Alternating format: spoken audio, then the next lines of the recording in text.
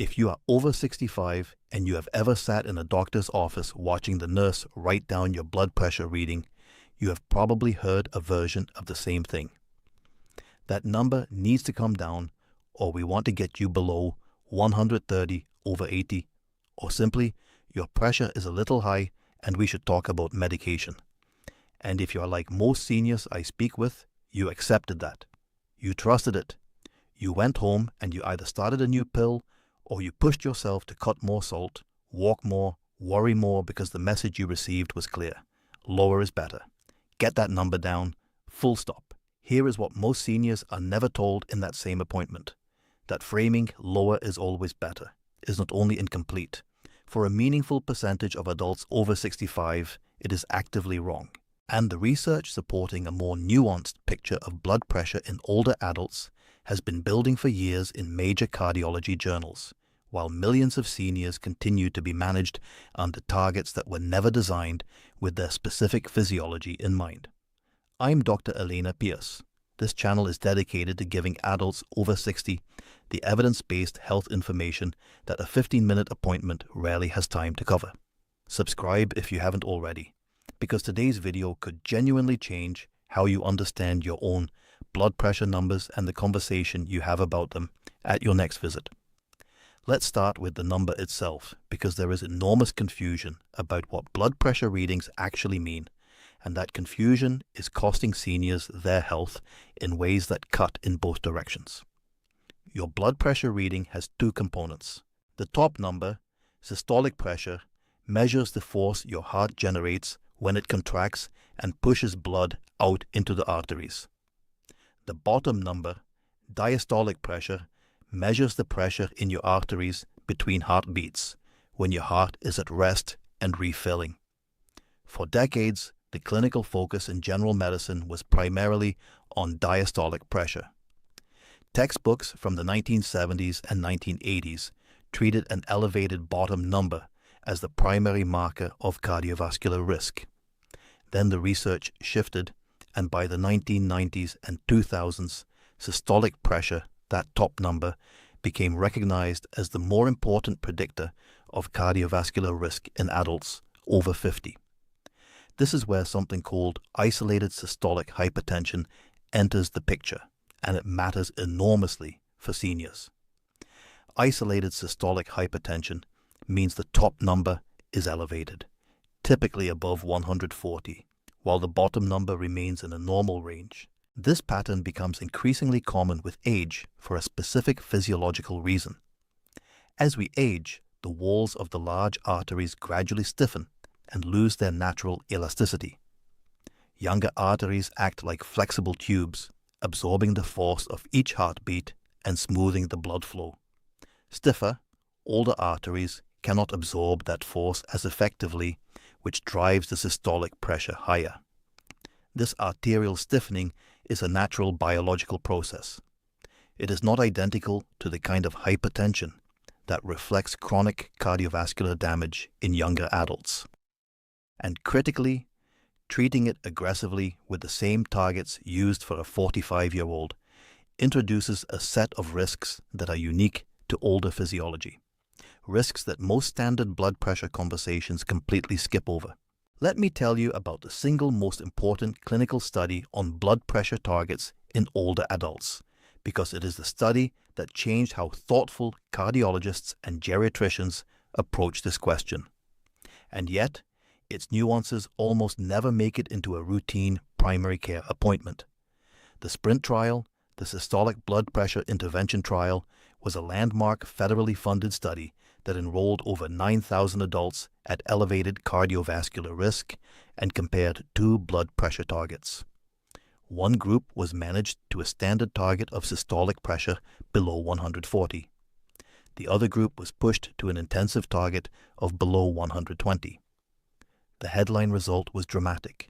The intensive group had significantly fewer major cardiovascular events, heart attacks, heart failure, strokes.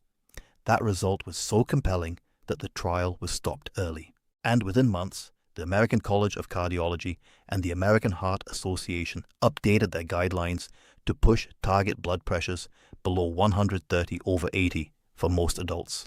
That is the guideline driving millions of prescriptions today. But here is what the headline missed. And this is the part your doctor may never have discussed with you. In the SPRINT trial, the intensive treatment group also had significantly higher rates of serious adverse events. Acute kidney injury was 50% more common in the intensive group.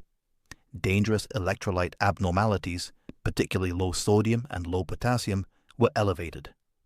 Falls requiring medical attention were higher. Syncope, sudden loss of consciousness, was more common. And in the subgroup of participants who were older and more physically vulnerable, the trade-off between cardiovascular benefit and these serious harms became far less favorable. The researchers and many subsequent commentators noted clearly that the SPRINT results should not be applied uniformly across all patients, and that in older, frailer adults, the individualized risk-benefit calculation is fundamentally different from younger, healthier participants. Yet the simplified guideline, get below 130/80, became the default message delivered to millions of seniors regardless of their individual circumstances. Now let me explain the physiological reason why pushing blood pressure too low in older adults creates a specific category of danger that most people have never heard of. It is called the J-curve phenomenon. When researchers plot blood pressure against cardiovascular outcomes across large populations, the relationship does not look like a simple straight line where lower always means better. It looks like the letter J. As blood pressure rises, risk rises with it. That part most people understand. But at the lower end of the curve, as pressure drops below a certain threshold, risk begins to rise again. There appears to be a floor below which reducing blood pressure further starts causing harm rather than preventing it. The most clinically significant expression of the J-curve in seniors involves diastolic pressure, that bottom number. Multiple large studies have found that diastolic pressure below approximately 60 to 65 millimeters of mercury is associated with increased risk of cardiovascular events, cognitive decline, and organ damage in older adults. Here is why. Between heartbeats, when the heart is resting and the diastolic pressure is being maintained, the coronary arteries, the vessels that supply blood to the heart muscle itself, do most of their filling. If diastolic pressure drops too low, the heart muscle receives inadequate blood supply during that critical resting phase. In an older adult whose coronary arteries may already have some degree of narrowing, a diastolic pressure of 58 is not just a number on a cuff. It may represent genuine ischemia, insufficient oxygen delivery to heart tissue, happening silently with every heartbeat. A major analysis published in the Journal of the American College of Cardiology found a clear J-curve relationship in elderly, hypertensive patients with significantly elevated risk at diastolic pressures below 60. Yet, the standard blood pressure target conversation in most clinical settings focuses almost entirely on the top number and says almost nothing about how low the bottom number is being pushed. Let me now address orthostatic hypotension, because this is the blood pressure issue that most directly threatens the independence and physical safety of seniors, and it is profoundly under-recognized in routine care. Orthostatic hypotension means a significant drop in blood pressure that occurs when you stand up from a sitting or lying position. In practical terms, it is what causes that brief dizziness or unsteadiness you may feel when you rise from a chair. The momentary sense that the world tilted sideways before your circulation caught up. In a 35-year-old, that sensation lasts 2 seconds and is forgotten immediately. In a 72-year-old, that same phenomenon is a fracture waiting to happen. Research consistently finds that orthostatic hypertension becomes more common and more pronounced with age for several reasons: reduced baroreceptor sensitivity, slower circulatory compensation, reduced blood volume, and critically, blood pressure medications that lower resting pressure and make the orthostatic drop larger and more sustained. Hip fractures in adults over 70 carry a 1-year mortality rate approaching 30%. A medication-driven fall is not a minor side effect. It is potentially the beginning of a cascade that ends in dependence.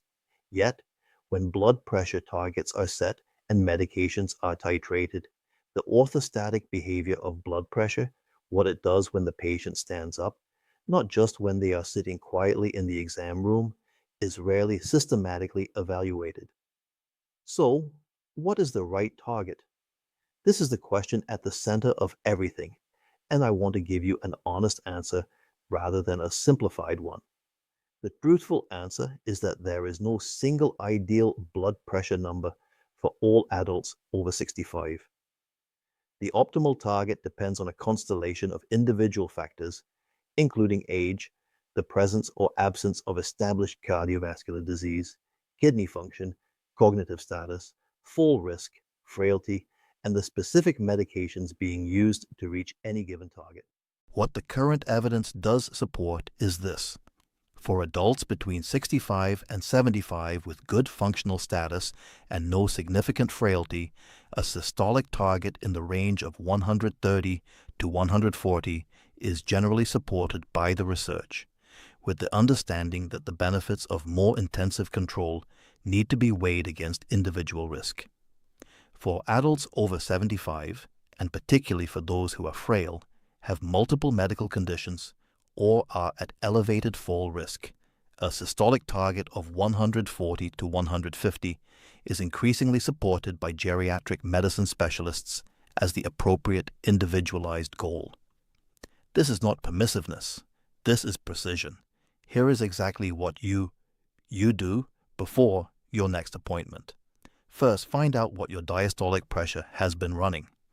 Ask your doctor specifically what your bottom number averages and whether it has been consistently below 70. If your diastolic is regularly below 65, that needs an explicit conversation, not a reassurance. Second, purchase a validated upper arm monitor and take readings twice daily for 2 weeks at the same time each day. Sit quietly for 5 minutes first. Take 2 readings. Record the average. Bring that log to your appointment. Third, ask your doctor directly what target is being used for you and why. Ask whether it accounts for your age, fall risk, and kidney function. You are entitled to that specific answer. Fourth, if you experience dizziness when standing from a chair or bed, report that explicitly. Use the phrase orthostatic hypertension. Ask for a standing blood pressure test, measured sitting, then again within 2 minutes of standing. That test can reveal a dangerous medication-driven drop that would otherwise go undetected. Fifth, if you are over 75, on a target below 130 systolic, and experiencing unexplained fatigue, brain fog, or frequent dizziness, ask whether the intensity of your blood pressure management could be a contributing factor. That question is medically legitimate and supported by current geriatric research. Margaret was 78 when her cardiologist pushed her systolic target below 130. She had been stable for years around 142. Within 6 weeks, she had fallen twice. Home readings showed her diastolic sitting at 58. Her standing pressure dropped over 25 points within 90 seconds of rising from bed. Her doctor stepped back the medication. The dizziness resolved. She resumed her walks within 3 weeks. Her cardiovascular risk barely changed. Her safety changed completely. Managing blood pressure after 65 is not about chasing a number.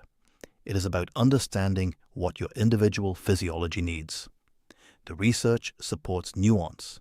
You deserve nuance. Comment below with one of 3 responses. Comment my numbers to share what your pressure has been running. Comment getting clarity if you are bringing these questions to your next appointment. Or comment overtreated if you suspect your management is affecting your energy, balance, or daily function. I read every comment personally. Please share this with anyone over 65 managing blood pressure who has never had this conversation. I'm Dr. Elena Pierce.